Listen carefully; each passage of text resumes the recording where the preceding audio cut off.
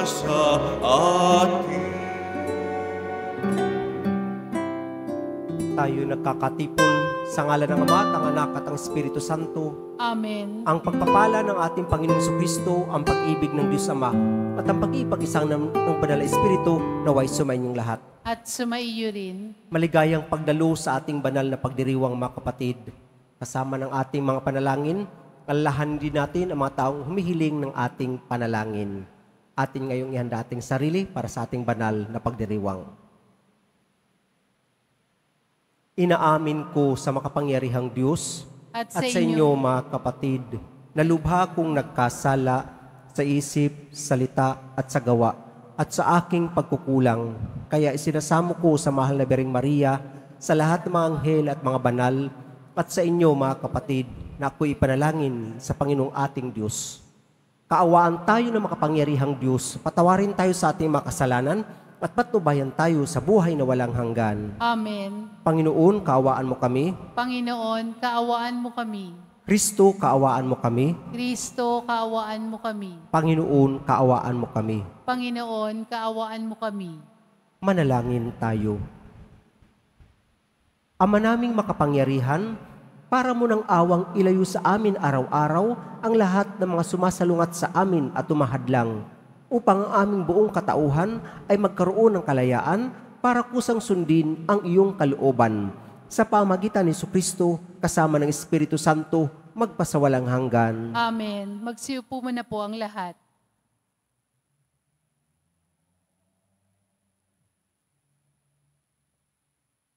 Pagbasa mula sa ikatlong sulat ni Apostol San Juan. Mahal kong kaibigang Gayo, ang iyong paglingkod sa mga kapatid, kahit hindi mo kilala, ay nagpapatunay na tapat ka. Nagpatotoo sila sa simbahan rin tungkol sa iyong pag-ibig. At lalong mabuti kung matulungan mo sila sa kanilang paglalakbay, gaya ng nararapat sa mga lingkod ng Diyos. Sapagkat humayo sila sa ngalan ni Kristo at hindi tumatanggap ng anumang tulong sa mga di kumikilala sa Diyos. Dapat natin silang tangkilikin upang tayo makatulong sa pagpapalaganap ng katotohanan. Ang salita ng Diyos. Salamat sa Diyos.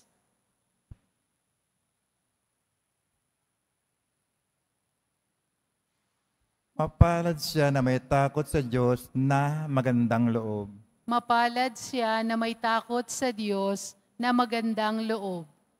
Mapalad ang tao na may takot sa Diyos, siyang sumusunod ng buong alindog. Ang kanyang lipi magiging dakila, pati mga angkan ay pinagpapala. Mapalad siya na may takot sa Diyos na magandang loob. Magiging sagana sa kanyang tahanan, katarungan niya ay walang katapusan. Ang taong matuwid, may bait at habag, kahit sa madilim, taglay ay liwanag. Mapalad siya na may takot sa Diyos na magandang loob.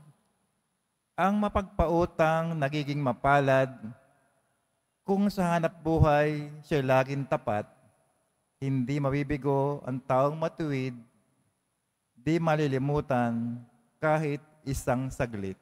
Mapalad siya na may takot sa Diyos na magandang loob. Magsitayo po ang lahat.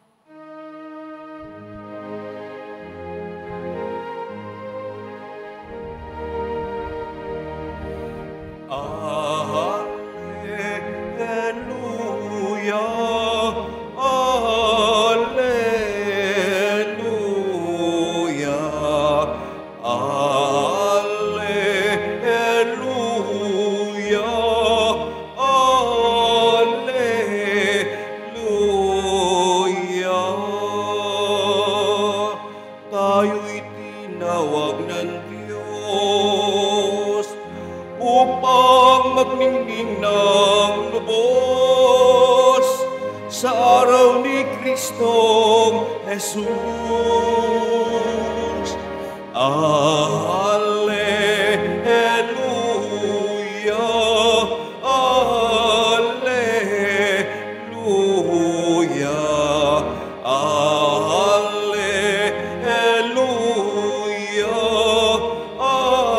alleluia.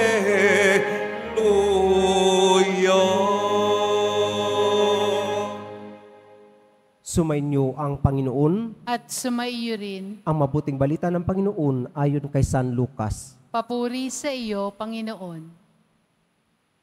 Noong panahong iyon, isinaysay ni Jesus sa kanyang mga alagad ang isang talinghaga upang ituro sa kanila na dapat silang manalangin lagi at huwag manghinawa. Sa isang lungsod, wika niya, may isang hukom na hindi natatakot sa Diyos at walang taong iginagalang. Sa lungsod ding iyon ay may isang babaeng balo na punta ng punta sa hukom at humihingi ng katarungan. Tinanggihan siya ng hukom sa loob ng ilang panahon, ngunit nang malaunan ay nasabi nito sa sarili, "Bagamat hindi ako natatakot sa Diyos, ni gumagalang kanino man, igagawad ko na ang katarungang hinihingi ng babaeng ito, sapagkat lagi niya akong ginagambala, baga pa ako mainis sa kapaparito niya." At sinabi ng Panginoon, "Narinig ninyo ang sinabi ng masamang hukom? Hindi ipagkakait ng Diyos ang katarungan sa kanyang mga hinirang na dumaraing sa kanya araw-gabi. Bagamat tila nagtatagal iyon, sinasabi ko sa inyo, agad niyang igagawad sa kanila ang katarungan. Ngunit pagdating ng anak ng tao sa daigdig na ito, may makikita kaya siyang mga taong nananalig sa kanya?" Mga kapatid, ang mabuting balita ng ating kaligtasan. Pinupuri ka namin, Panginoong Jesucristo. Magsiupo muna po ang lahat. Magandang good morning sa inyong lahat, mga kapatid. Ang aga-aga, nandyan kayo. Sigurado ko ang lalayo pa ng mga pinanggalingan ninyo. Gumising ng maaga, naglakbay, makapunta dito sa ating banal na misa.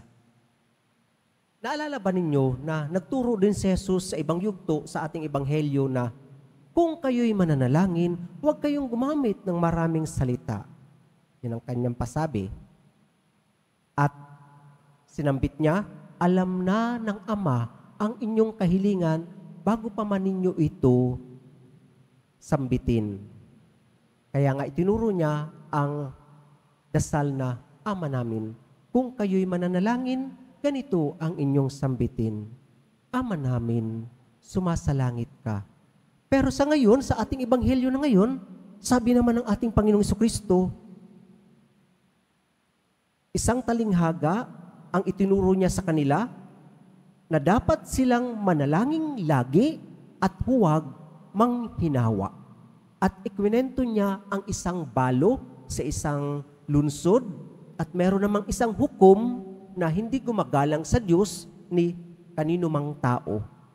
Pero dahil sa kapupunta ng balo na ito, nasambit ng hukom, bagamat hindi ako natatakot sa Diyos, ni gumagalang kanino man, igagawad ko na ang katarungang hinihingi ng babaeng ito, sapagkat lagi niya akong ginagambala, baga pa ako mainis sa kapaparito niya. At sinambit ng ating Panginoong Jesucristo, narinig ninyo ang sinabi ng hukom? Kung ang masamang hukom tutugon sa taong merong persistence, paano pa kaya ang Panginoong Diyos? Hindi ipagkakait ng Diyos ang katarungan sa kanyang mga hinirang na dumaraing sa kanya araw-gabi, bagamat tila nagtatagal iyon. Mga kapatid, ang panalangin ay hindi po isang vending machine o joke box na halimbawa sa vending machine po, di ba? Maghuhulog tayo ng coin, then pull, babagsak yung produkto na gusto natin. O yung sa jukebox, yung maghuhulog ka, tapos tutunog. Kahit anong music na pinili natin, hulog, parang video machine, pero lumang version. Hindi po ganun ang panalangin. Pag tayo nanalangin, iginagalang natin ang kalooban ng Diyos kung paano niya tayo didinggin. Pero kapag alam ng Diyos na tayo ay porsigido at kailangan natin, higit pa sa ating paghahangad na matugunan ang ating pangailangan dahil ang Diyos mas lalo niyang ibibigay na higit ang pangangailangan natin sa ating paghingi sa Kanya. Mga kapatid, opo, isipin natin yung isang bata, mama, pa, kakapit, kukuha dito sa kanyang braso, tapos maglalambing. Ano ang sasabihin ng magulang? Ay, nakong bata ito. Sige na. O sige, pwede ka na maglaro. Pero 30 minutes lang, ha? Sige na. Tapos may kiss pa yun. Di po ba? Kung ang isang magulang nag-iisip ng kabutihan sa kanyang mga anak, paano pa kaya tayo na mga anak ng Diyos? Pagdududahan pa ba natin ang pag-ibig ng Diyos? Pagdududahan pa ba natin ang Poong Nazareno na nag-alay ng kanyang buhay sa bawat isa sa atin upang ibigay ang kaligtasan? Pagdududahan pa ba natin ang kabutihan ng Diyos na inialay na ang kanyang buong buhay para sa atin? Ano bang maliit na bagay ang inihiling natin na ipagmamaktol pa natin kapag hindi na ipagkaloob sa atin? Alam niyo po, sa 2 taon kong pamamalagi sa St. Jude National Shrine, iba-ibang mga kahilingan ng mga kabataan. Minsan, may naka-encounter ako, sabi niya, Father, kinakabahan po ako sa aking exam ngayon. O bakit naman? Nagkwento siya. Bumagsak siya sa unang attempt, sa unang exam. So, pangalawa na siya. Second taker. Sabi niya, pero Father, mali naman kasi ako. Nagmataas ako noon. Lahat ng mga exams ko, mula elementary hanggang college, naipasa ko. At nagtapos ako na may honor. O di, maganda sana. Kaso Father, nung nag-review na ako, akala ko magiging madali ang lahat. Maipapasa ko ng basta-basta lang. Kinig lang ako. Pero sabi, sa ngayon po, pangalawang pag-exam ko, Father, kinakabahan po ako. Sabi ko sa kanya, that's a good sign. Kasi gustong-gusto mo na. Pag ipinagkaloob sa iyo ng Diyos yung unang exam mo, magiging masaya ka kaya? O magiging grateful? O magiging mayabang? Kasi nakuha mo lang ng basta-basta. Ni hindi mo nga pinahalagahan yung mga pagpapala na ipinagkaloob sa iyo nung una, ngayon pihingi ka ng mas malaki na hindi mo pa rin papahalagahan kapag ibinigay sa iyo? Papayagan ba ng Diyos na magmataas tayo? Sabi niya, oo nga po. Di ko na siya nakita, sigurado ko, pumasa na siya. Opo mga kapatid, kung minsan, ang pagsagot ng Diyos sa ating mga dasal, pwedeng magtagal. Depende sa kanyang kalooban. Kung tayo'y lalago sa ating inihingi, napakagandang signs po yun. Pero kung tayo'y magmamalaki, na malalayo pa sa kanya, minsan niya, pwede nating maging dasal, Lord, kapag hindi niyo po kalooban yan, huwag niyo pong ipagkaloob sa akin, baka ako lang may gusto. Baka ako po ay mawalay sa iyo. Huwag po. Huwag niyo pong tulutan na ako ay mawalay sa iyo. Ang dami ko rin naririnig na ganyang panalangin. Panalangin ng magulang para sa kanyang anak. Father, yung anak ko, pinagdasal ko yan, nung mag-resign yan sa trabaho niya, merong kagad kasunod, pero sabi ko, Lord, kung hindi naman po magiging maayos yung anak ko dyan, huwag niyo pong ipahintulot. Nag-decide yung anak, sabi ng anak, hindi po, mag-rest muna ako. Tuwang-tuwa ang magulang kasi mas kailangan ng kanyang anak yung pahinga na yun na ipinagkakaloob ng Diyos. Mga kapatid, opo. Sino po ba ang mas marunong? Ang magulang o ang anak? Sino po ba ang mas marunong? Ang Diyos o tayo? Pero sa ating pagsasabi ng ating pangailangan, alam ng Diyos ang ating pangangailangan. Nawa ang maging dasal natin sa bawat ating kahilingan, Panginoon, sana po maging malapit ako sa inyo. Hindi po dahil sa mga material na bagay, kundi sa aking pakikipagrelasyon sa inyo. Sana po laging kayo ang aking hanapin at hindi lamang ang iyong mga pagpapala.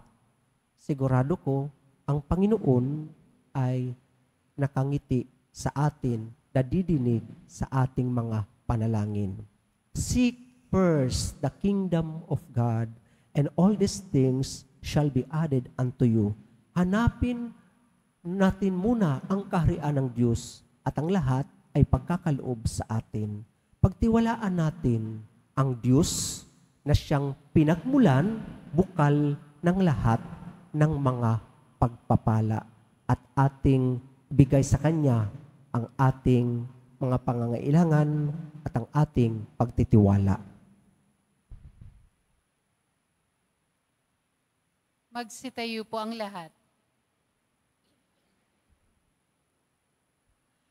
Minamahal kong mga kapatid, manalangin tayo ng walang humpay at huwag mawalan ng pag-asa, sapagkat ibibigay ng Diyos ang katarungan sa Kanyang mga hinirang na tumatawag sa Kanya sa araw at gabi.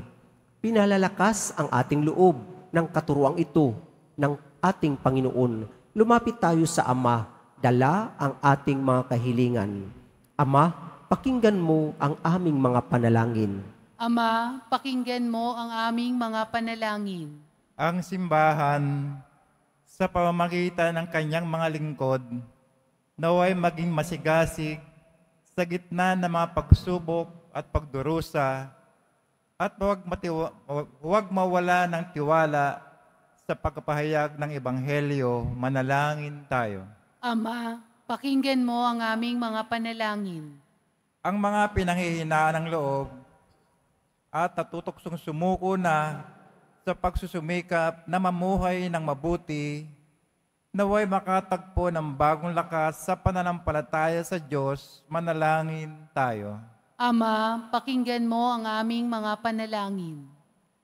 Yung mga nahihirapang magdasal, naway maging masigasig muli sa pananalangin at bigyang puwang ang Diyos sa kanilang pang-araw-araw na buhay. Manalangin tayo. Ama, pakinggan mo ang aming mga panalangin. Ang mga may sakit sa gitna ng kanilang mga paghihirap, naway patuloy na magtiyaga at huwag mawala ng pag-asa. Manalangin tayo. Ama, pakinggan mo ang aming mga panalangin. Ang mga yumao, naway tumanggap na makalangit na gantimpala para sa kanilang mga pagsusumikap sa mundo. Manalangin tayo. Ama, pakinggan mo ang aming mga panalangin. Sa katahimikan ng ating puso, ating idalangin ang ating mga personal na kahilingan.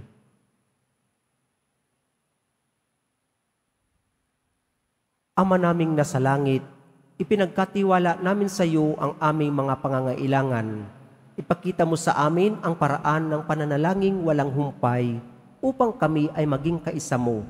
Hiniling namin ito kay Kristong aming Panginoon. Amen. Magsiupo muna po ang lahat.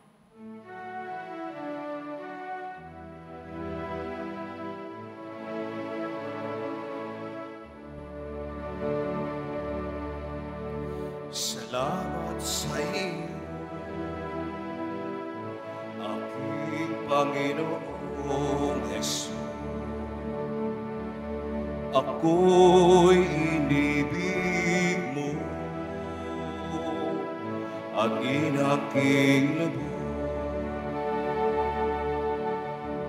Ang tanging alay ko sa'yo, aking Ama, ay buong buhay ko, puso at kaluluwa.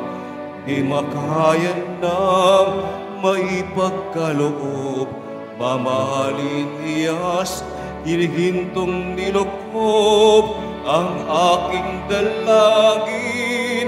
O Diyos ay tanggapin ang tanging alay ko, naway gamitin.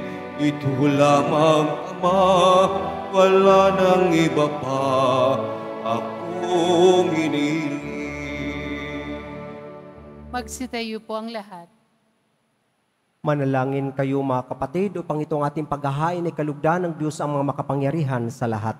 Tanggapin nawa ng Panginoon itong paghahain sa iyong mga kamay, sa kapurihan niya at karangalan, sa ating kapakinabangan at sa buong sambayanan niyang banal. Manalangin tayo. Ama naming lumikha, kalugdan mo ang paghahain ng mga natitipon dito upang ang aming ginaganap na pag-aalay ng sarili ng anak mo ay aming pakinabangan sa kanyang pamamagitan kasama ng Espiritu Santo magpasawalang hanggan. Amen. Sumainyo ang Panginoon, At sumaiyo rin, itaas sa Diyos ang inyong puso at diwa. itinaas na namin sa Panginoon. Pasalamatan natin ang Panginoong ating Diyos. Marapat na siya ay pasalamatan. Ama naming makapangyarihan, tunay marapat na ikaw ay aming pasalamatan. Sa iyong paglingap at kagandahang loob, ang mga tao'y nilikha mo at pinapangasiwa sa sansinukob. Sa hangad mong siya'y iwastong lubos, siya'y pinagdusa mo sa kanyang pagtalikod. Sa iyong pagiliw, iyong ipinahintulot na makabalik siya sa pamagitan ni Kristo Jesus. Kaya kaisa ng mga anghel na nagsisiawit ng papuri sa iyo nang walang humpay sa kalangitan, kami nagbubunyi sa iyong kadakilaan. Santo, Santo, Santo, Panginoong Diyos ng mga hukbo, napupuno ang langit at lupa ng kadakilaan mo, o sana sa kaitaasan. Pinagpala ang naparirito sa ngalan ng Panginoon, o sana sa kaitaasan. Magsilhod po ang lahat. Ama naming banal, ikaw ang bukal ng tanang kabanalan. Kaya't sa pamagitan ng iyong Espiritu, gawin mong banal ang mga kulob na ito upang para sa amin maging katawan at dugo ng aming Panginoong Hesukristo. Bago niya pinagtiis ang kusang loob na maging handog, hinawakan niya ang tinapay, pinasalamatan kanya, pinaghati-hati niya yun, iniabot sa kanyang mga alagad at sinabi, "Tanggapin ninyong lahat ito at kanin. Ito ang aking katawan na ihahandog para sa inyo."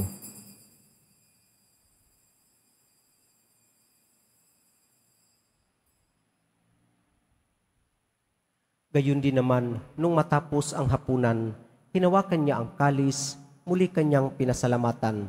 Inabot niya ang kalis sa kanyang mga alagad at sinabi, "Tanggapin ninyong lahat ito at inumin. Ito ang kalis ng aking dugo, ng bago at walang hanggang tipan. Ang aking dugo na ibubuhos para sa inyo at para sa lahat sa ikapagpapatawad ng mga kasalanan.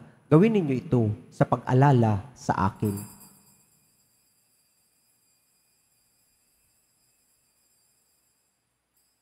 Magsitayo po ang lahat.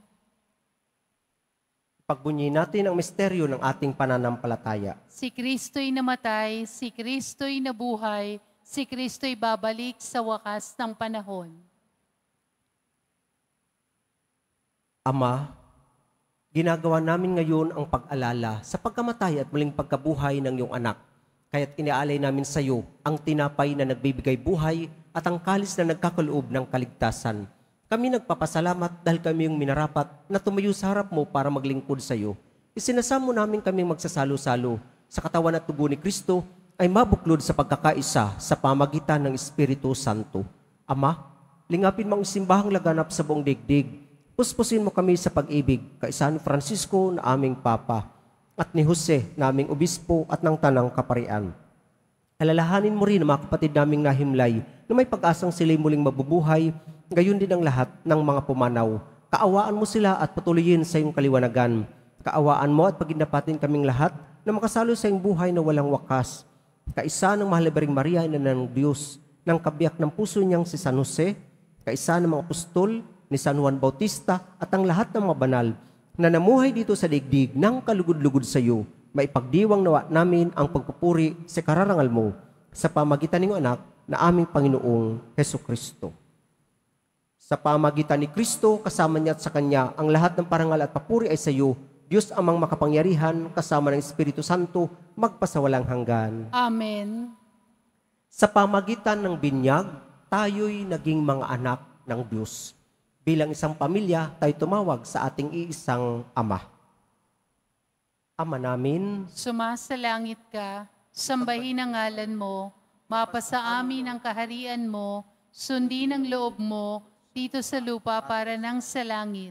Bigyan mo kami ngayon ng aming kakanin sa araw-araw at patawarin mo kami sa aming mga sala para nang pagpapatawad namin sa nagkakasala sa amin. At huwag mo kami ipahintulot sa tukso at iadya mo kami sa lahat ng masama. Amen. Hinihiling namin kami adya sa lahat ng masama, pagkalooban ng kapayapaan araw-araw, iligtas sa kasalanan, at ilayo sa lahat ng kapahamakan, samantalang aming pinananabikan ang dakilang araw ng pagpapahayag ng tagapagligtas naming Seso Kristo. Sapagkat iyo ang kaharian at ang kapangyarihan at ang kapurihan magpakailanman. Amen. Panginoong Kristo, sinabi mo sa mga apostol, kapayapaan ang iniiwan ko sa inyo, ang aking kapayapaan ang binibigay ko sa inyo. Tungayan mo ang aming pananampalataya at huwag ang aming pagkakasala. Pagkalooban mo kami ng kapayapaan at pagkakaisa, ayon sa iyong kalooban, kasama ng Espiritu Santo, magpasawalang hanggan. Amen. Ang kapayapaan ng Panginoon naway laging sumainyo. At sumaiyo rin. Mga kapatid, ating ibigay ang kapayapaan sa bawat isa.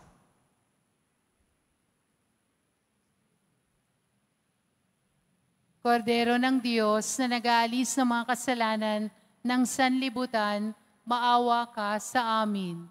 Kordero ng Diyos na nag-aalis ng mga kasalanan ng sanlibutan, maawa ka sa amin. Kordero ng Diyos na nag-aalis ng mga kasalanan ng sanlibutan, ipagkaloob mo sa amin ang kapayapaan. Magsilod po ang lahat. Mga kapatid, narito ang ating Panginoong Kristo, ang anak ng Diyos na nagkatawang tao, nag-alay ng kanyang buong buhay para sa bawat isa sa atin. Siya ang kordero ng Diyos na nag-aalis ng makasalanan sa libutan, mapapalad tayong inaanyayahan sa kanyang piging. Panginoon, hindi ako karapat-dapat na magpatuloy sa iyo, ngunit sa isang salita mo lamang ay gagaling na ako. Ang katawan ni Kristo. Amen.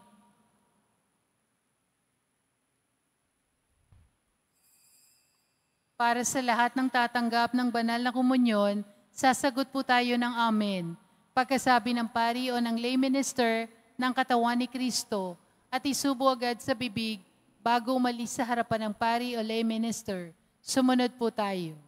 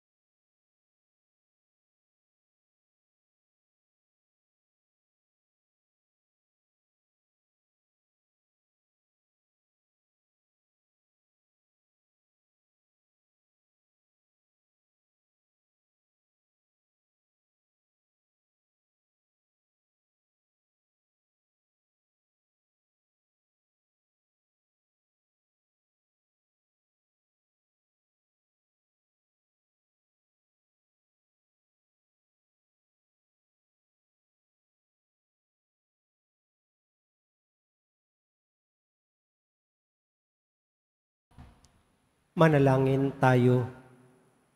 Ama naming mapagmahal, tinatanaw naming utang na loob ang banal na pakikinabang at inuluhog naming ang Espiritu Santo ay mag-umapaw sa kalooban naming kanyang tinitigib ng iyong kadakilaan upang ang iyong kagandahang loob ay manatili sa amin palagian sa pamagitan ni Jesucristo kasama ng Espiritu Santo magpasawalang hanggan. Amen. Mga kapatid, ating ipagdasal ang ating mga minamahal na yumao at ang lahat ng mga kaluluwa sa purgatorio. Panginoon naming Diyos, Ama namin, Ikaw po ang dahilan ng aming pagsilang. Sa iyo galing ang aming hiram na buhay. Buong kababaang loob po kaming nananalangin at kami nagmamakaawang kalugdan mo po ang mga kaluluwa ng mga pumanaw na sa mundong ito. Sila naway magkamit ng buhay sa iyong piling. Alisin mo ang anumang mga karumihan ng kasalanan upang sila ay maging marapat sa iyong walang hanggang kalinisan. Iahon mo sila mula sa purgatorio at bigyan ng puwang sa iyong kaharian sa langit. Kapayapaan kailanman ang igawad ng may kapal sa mga yumaong nagsipanaw. Sila naway silayan ng iyong ilaw na walang hanggan. Amen. Mapanatag nawa sila sa kapayapaan. Amen.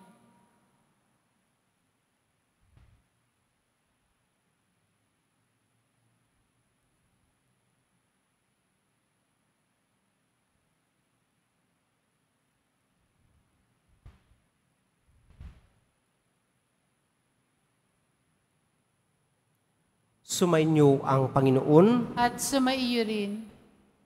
Mahal na poong Jesus Nazareno, inihayag mo sa pamagitan ng krus ang walang maliw na pag-ibig ng Diyos sa sangkatauhan. Pakinggan mo ang kahilingan ng iyong angkan na nagsusumamo sa iyo.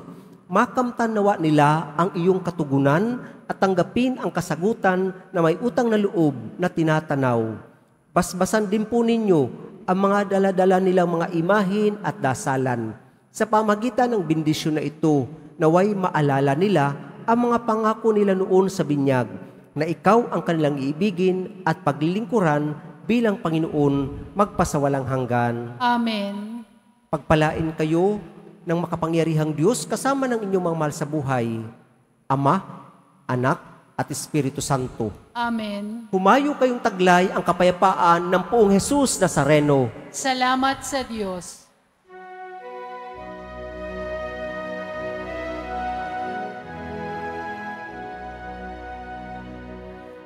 Nuestro Padre Jesus Nazareno,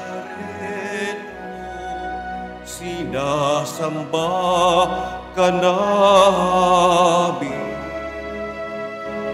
Inipinto ka namin, aral mo ang aming buhay at kaligtasan. Nuestro Padre Jesus Nazareno, iligtas mo kami sa kasalanan. Ang krus mong kinamatayan ay sagisag ng aming kaligtasan. Nuestro Padre Jesus Nazareno, dinarangal ka namin. Nuestro Padre Jesus Nazareno, dinulwalhati ka namin. Nuestro Padre Jesus Nazareno, dinarangal ka namin. Nuestro Padre Jesus Nazareno,